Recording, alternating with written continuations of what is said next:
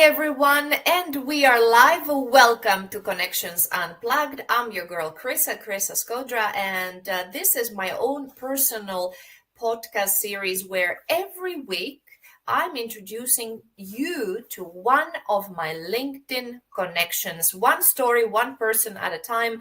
I want to get to know them on a personal and professional level, and you have a chance to eavesdrop into our conversation and get to know them as well. So stay tuned, 30 minutes of an unscripted discussion with today's guest. This show is powered by OneStream Live, a great company from Espoo, where I'm based at Espoo, Finland, the innovation hub of Finland. And what does OneStream Live does is to enable me to do many things, but either completely go live and multi-stream to more than 45 destination social media, as well as websites, or pre-record content and then stream it as live. So lots of great things. Check out more at onestream.live. Today, my guest is waiting backstage. Let me bring her here. I have the great pleasure to have Petra Morbin. Hi, Petra. Hello, nice to see you. Thanks for inviting me. Thank you so much. You are also based in Espoo. Are you originally born in Espoo? And let me tell you what you write there in your LinkedIn for the people who want to Google and find you and search you. Petra Morbin, Learning Leadership Development MBA. But you're more than that. And so let's jump straight in. But I want to tell you first and ask you first, and I want to hear from you about where you're born, what's your childhood like. Take us in the beginning of time, as far as you remember. What are your first childhood memories from? Oh, that's interesting, because I've been talking with my own children that I can't remember that long, or when I was my early childhood. But anyway, I was born in Oulu, Uleåborg, quite in northern part of Finland, and I was about 4 or 5 years old when we moved to Seinäjoki, and that's where I think I'm originally from. So I grew up there, and this is like a part of the personality and what I learned of what I am, and it's part of like a joking, but it's also like keeping your word and making things happen and having like a strong, independent woman kind of thinking. So that's where that comes from. When I was younger, I was very into animals. I've always liked animals. So I was just living and playing a lot in forests and keeping like a bug hospitals and all sorts of that. And I had a dog and I was playing with that in the forests. Later, I was riding and doing sports a lot. And I had a tiny motorcycle, and we had a good group of people when we were teenagers. There was like a couple of us girls and most of boys, and we were just like riding to places and doing all kind of sports and nice stuff there. Anyway, I moved to Helsinki 25 years ago to study. I didn't study straight away what I really learned I wanted. What was it? What I saw that we have many connection points, and one of them is that you studied at Haaga-Helia. Yes. Was that what you wanted? Because I had the chance to teach at Haaga-Helia and complete also my teacher qualification there. So you've studied tourism. You come from the tourism management program. Yeah. So yes. Was that what was your initial goal when you moved from northern Finland to the south of the capital area? What was the goal? Before I moved, I was studying arts, and my plan was to do something creative, but that didn't turn out to be well. I started to art graphics, and I studied hairdressing, but that wasn't my thing. And then I found out that, hey, restaurant and tourism industry, because I was working for the summer in the local hotel. So that's when I realized that this is what I like, and this customer service and business is my thing. Poland. Yes, but I didn't have a degree, and at the time you needed to have the similar level of education, like a similar field, before you were able to apply to polytechnics. And I had the hairdressing and arts, so I wasn't able to apply in. So I had like a year and a half before the next season began So I did a lot of work and finished my tourism degree in 1 year. And then I finished that in January, and the Mm. next point application began at February. So my plan was to finish before that, so I was able to apply to get into Helsinki in Haga. That was Haga Institute at the time. Right, at that time, yeah. And I started my studies in next August. So that's how I ended up in here. And yes, I finished my bachelor in Haga, and later on I was studying in Haga Helia Right. more. But you were living in Helsinki at that time, right? I When was, was the transition? Now you're living in the south of the north part of Espoo, which is, yeah, I would say, correct me if I'm wrong, a little bit. There's lots of developments that need to take yeah, part still there in this part of Espoo, because Espoo. Tell us some facts about Espoo, and tell us then about your neighborhood, the hoods and the forests and the yeah. areas you are there familiar with. What issues you have identified as a woman, as a professional, Mhm. as a mother, uh, as a normal citizen and resident. Tell us a little bit about Espoo, moving here first, and then specifically having your family there in the northern Yeah. part of our city. I was happy to live in Helsinki while I was like a young adult and studying and working. But when I was having my first child, she's turning to be 17 soon, obviously we needed a lot more space. And at the time, the amount of money what we have afford to buy our next house or home, so we needed to look further. And because we were living in this part of Helsinki, this coming straight down from northern part of Espoo, that was quite easy to have a look a bit north and further away what we afford. So we found an old house. Just opposite, there's a natural reserve park just starting literally where the house ends. Mhm. So we bought that, but it took some time before we were able to rebuild it because there was a lot of license and premises and development going on. But anyway, in the end, we did an extreme house makeover. The house was about 70 square meters when we bought it. And when we sold it, it was 323 square Oh, meters and do you completely have a new. handyman at home? No, I am a handy woman nowadays. Okay, Yeah, so but you anyway, made yes, the we did that. renovation, but you made the renovation by yourself, or guess you have No, no, a no. crew? Just my previous husband. Yeah, my Right, ex-husband. We did that. right. Anyway, that was an quite big thing, and having two more children at the time, studying more, and just starting to develop with my career. And when we moved here about 15, 16 years ago, this was like a proper village, not like capital area, but like a tinier city and a village. A lot of families with the small children. So when I learned to know these people as a woman, we connected very well. We have like a community. We still are a very tight community. And we started to think that what can we do to make this community work better and do better? We were doing a lot of things with ourselves, organizing for young children and women who are at home. There wasn't that much things to do. You needed a car. There's only, if you go to the bus, you can have two buggies at the time. So we weren't able to do that much going outside because of all these limits. Everybody didn't have a car and put Mm, all the child sheets in the car, for example. mm. So we did a lot of work in here. And yeah, that was like a starting of why I'm now being as a candidate as well, how to use and work and be part of the community and making it more alive and things to happen.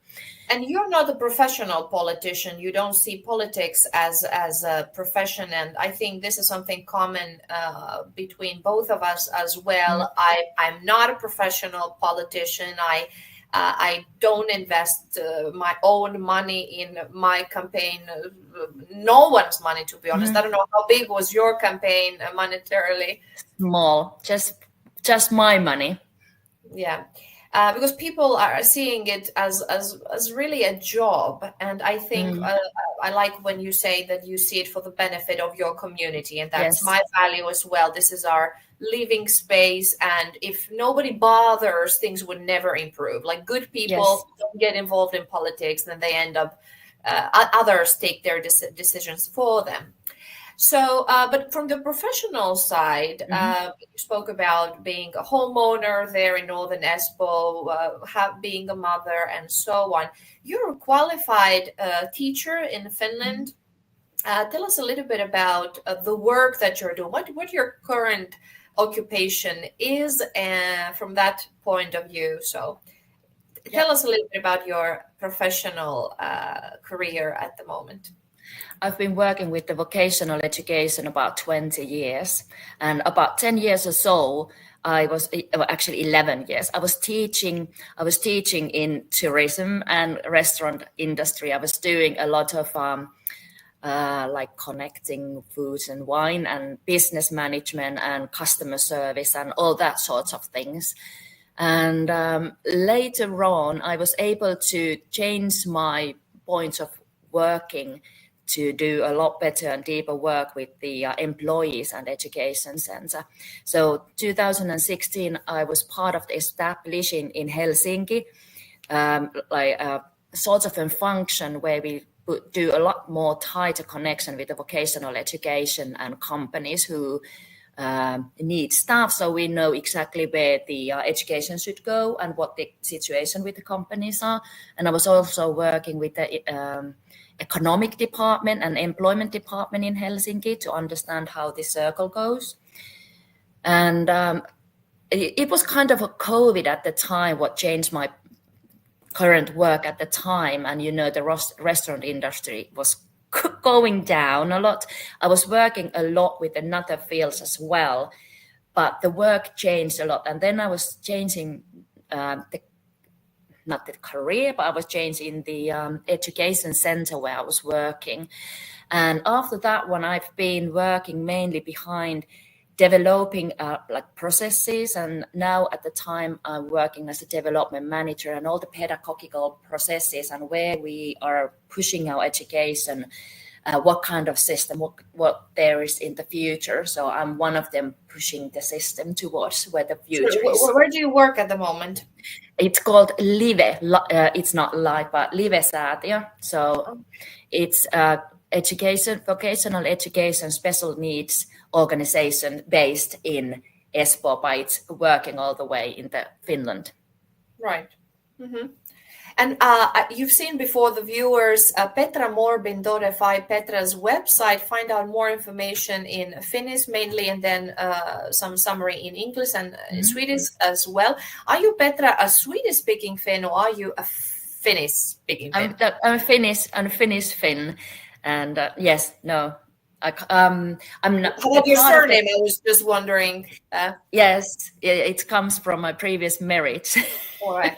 So, is it you said you write there on your website that your daughters have dual citizenship? They're both they have a whole Finnish and British. Yeah. Yes. So how about then the so you understand the challenges between amongst intercultural families, multilingual, multicultural. Is this because many of my viewers, as I'm a foreigner myself in Finland, Greek originally, 20 years here, and so on. The international community in Espoo, we have 75,000 internationals. However, in the Espoo City Council, which has 75 people, there's very limited representation of the international community. If you scroll down the names and you see who sits on the council, the international community is not represented. First of all, people might not even know that they have the right to vote, not to mention get elected. So you're a mother of children who are 3 children, right? Mm-hmm. Yep. Are, of course, bicultural, bilingual, and so on. Do you have some themes that they're important from your point of view in relation to the international community of Espoo? What would you like to say to the people watching us who come from this community, who came to Espoo to study? Maybe they're highly educated educated, they have masters and PhDs.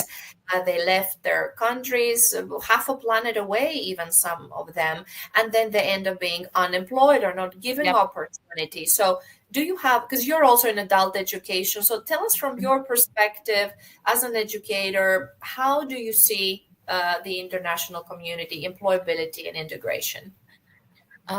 This started to be part of my work at least maybe 15 years ago, when I had my first group, a class of students. I had 16 cultural represented in one class. And we had a conversation that, why did you move to Finland? What you're waiting and what your background is and expectations, where you want to go. And that opened my eyes. We're talking about more like immigrants, that they are like one very similar group of people that's very various. And we have, like you said, we have master levels educators who's had very brilliant backgrounds. And then we have those who can't read or study. We have everything in between.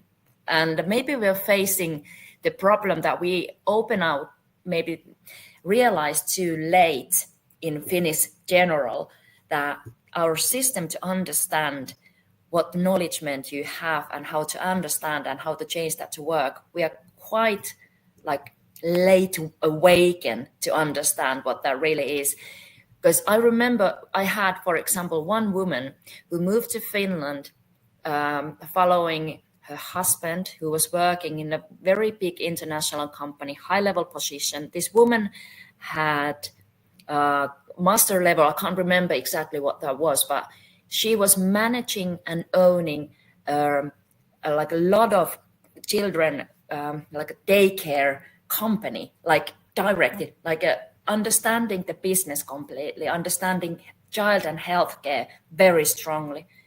And she was doing the basics to be able to be assistant working for the kindergarten. And I was so shocked at the time that how can this be happening? But it was 15 years ago, and it still is. And I can't understand why our system is so unable to understand the other countries, because we have this AFQ system to understand where that goes. And we had a lot of work with it. And later on, when I was working in Espoo Omnia, and when the war in Ukraine started, my team and I was leading it, we needed to quite quickly take care of the Ukrainians who were coming and trying to help them and trying to find the language wisely and understand the background education or what we have to offer. And we were quite fast able to do very good teamwork with City of Espoo and all the customer service, and making a process to understand that this is what, no matter where you start from, you're like asking what I do further. We know immediately, we don't not tell, hey, this is the wrong office to call there. And the main idea was the teamwork, understanding each other. And I was surprised that wasn't done before in that level. This kind of forced us to do more tighter work, but it surprised me that simple thing why that wasn't done before. Petra, and you understand now, as a Finnish woman from the north, and I must say that I have been myself first in Finland in north, in Rovaniemi. I came as brilliant. a student from the University of, I come from North Greece myself. We have snow in my city and -10 and so on. So I came from the University of Athens, where I was studying with a scholarship with the Erasmus program to Rovaniemi. And of course, I visited the city of Oulu, very big student city as well. So you came with your common sense, the maalaisjärki, as we say in Finland. So sometimes that's why you need really people from the grassroots level to tell the obvious. But somehow this obvious, it's not so obvious. So I think it's important to have people who really have personal, real life experience. They bring their unfiltered opinion, that it's not through a political ideology, if you like, but it's more like you want to make things work. You want to make things work. You want to add value. You want to help people solve problems. Exactly. This is the good attitude, and I think we need people like this. And I think we're both women who are hands-on, pulling the sleeves up and fixing the things, not just talking. Of course, theory is great. You need to have background and understanding the problem, as you said, but then you have to go and fix the problem, not too much discutera and Mm. going with actions. And I'm happy to hear you say that.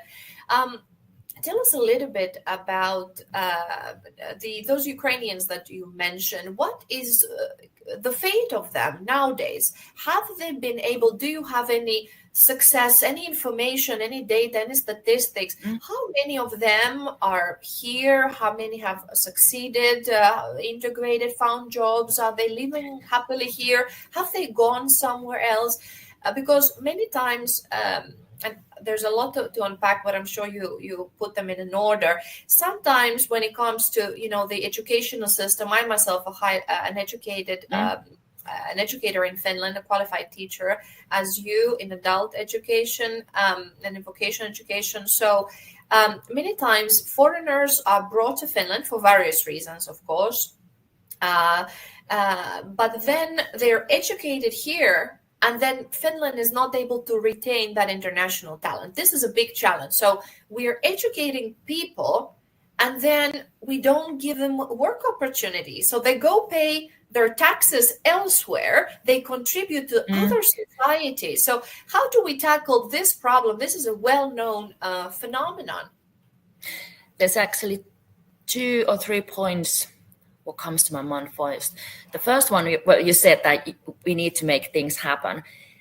I've noticed that it's quite easy to start to do thinking that the issues and problems are bigger than they actually are. Like, for example, this service, the way how we serve people, we are thinking this department is doing that and they are doing that. But in the end, it's just a bit more extra effort to start connecting people that, hey, what can we do to make sure that our connection and people who are getting service from you and they need to be like working with us or coming with us, how do we make it to be very easy? How do you know what kind of people to guide to be our way? So it's communicated. It's not even that big of a political work. It's like understanding that, hey, just open up your eyes that who we need to be working with to be able to make things smooth. And this is sometimes that people hide behind invisible curtains that this is not working and explaining it. Just like take the phone and just making a meeting and ask that how can we solve this problem? It doesn't need to be coming from the bigger bigger founding of money or anything. Sometimes it's quite simple. Increase knowledge, man. Make people to know and learn about their jobs. Connecting the dots, being able to use your network, your common sense. As you said, pick up the phone. I appreciate, again, you saying that. I could totally agree and second that as well, that actions, being innovative, thinking, who do I know, who can help, let's solve this together. Sometimes people might feel that, oh, that's a daunting task, or it's too big, but things could be so simple as long as somebody took the initiative and bothered to care and ask the right questions. People sometimes, I feel that they're afraid to ask even the question like, why is this done like this, or how about we do that? So I think we should also, as citizens, have this possibility in a country like Finland, right? In a democratic country, if you don't practice here and voice your opinion, where else you're going to do it? Yes. So encouraging people really to voice their opinions. One of the guidelines what I have in my mind, I'm always asking myself, what can I do for this? What is in my power? No matter where I'm just like a ordinary worker or managing something or just creating something or just like in my community, what can I do to make this better? And not just explaining why I can't do and waiting somebody else to do it, not even telling that this is an issue or problem. And that has given me a lot of good openings, and many of what I can say for my career that what has gone very well, it's always been a tiny bit of extra effort and not even that much, but like thinking, what can I do to help this to go better? And suddenly there's a lot what I can do. Not maybe change the whole world, but change fixing someone's world or making someone's world even to be easier at work or just going more smoothly if they just move to Finland, what kind of services that they are getting and where to get them help. And like more spreading the good and help than rather explaining why I can't do. And this is what we do way too often. Petra, my previous guest, Maximilian Leroux, who you might know, we all three are candidates, and this is just my LinkedIn connections, nothing political here, but I want to introduce, and of course now with the upcoming municipal and regional elections, it makes sense to, I want to get to know my fellow candidates as well and colleagues. But Maximilian had a question for you. So he asked, please share with our listeners and viewers, when was a time in your life where you felt the happiest? Happiest? Oh, sometimes I can't just put like, for of course, my children, but like who is the happiest. But the good thing, like the big thing, what I can say, 2021/22, I built my own house. There was a lot of difficulties in that time to face, not besides the COVID, but we had health issues. I was working. I was a single mama, and I was thinking that we need a place to live. So I built my own house. And when we just moved in here with my girls, getting everything as we wanted, so that was kind of a like, damn girls, we did it just with the like girl power, and just we did it. We did that on undering the budget. The building the house is normally like going above your budget. We went lower without the budget. We got what we wanted. We have a nice place to stay. We got that like very tight schedule, and we were able to do it. So that was because it without my girls also being part of it, that was like a common success story. So maybe this is something I could share. Excellent. Great accomplishment. Of course, it brings you this peace of mind, and now we have our own space. It's exactly what we wanted, and we are safe and happy, and this is our own little world here. So great. Petra, how about my next guest? Would you like to ask them a question?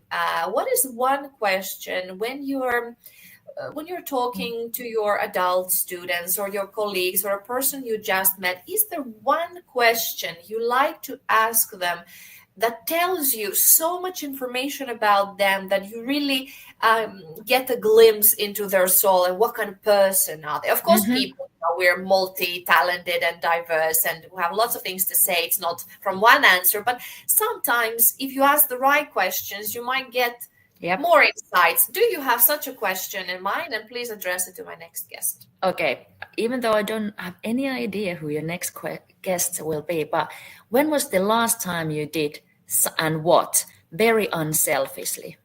What was the last and what very unselfish act? So an unselfish act. If I may I answer to this question, I'm inspired by your question. Okay, thank you. I must say, because I've written about it and I used this word selfless act. So the most selfless act I've done is breastfeeding my son with natural weaning about 6 years, 5 years and 10 months.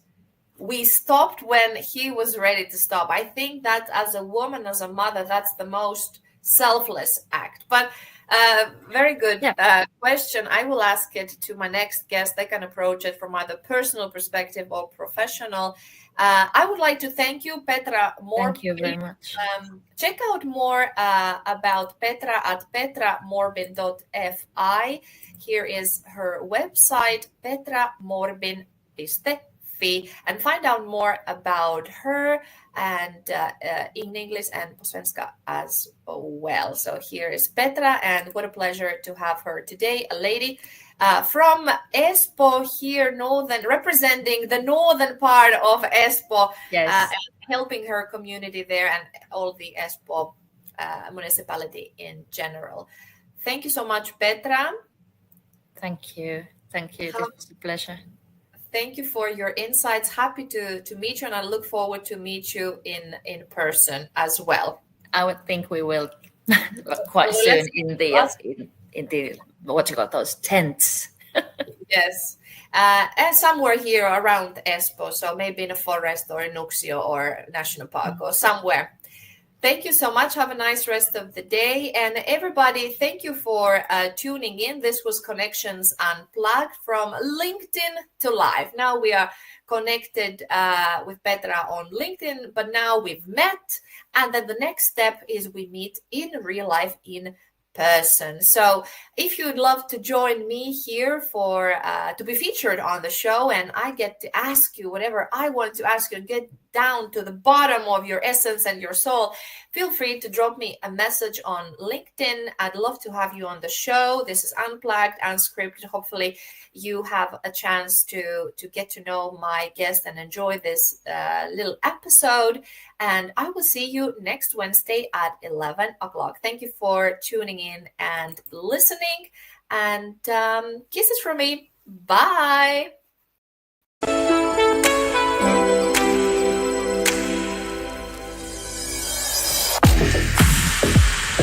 Thank you.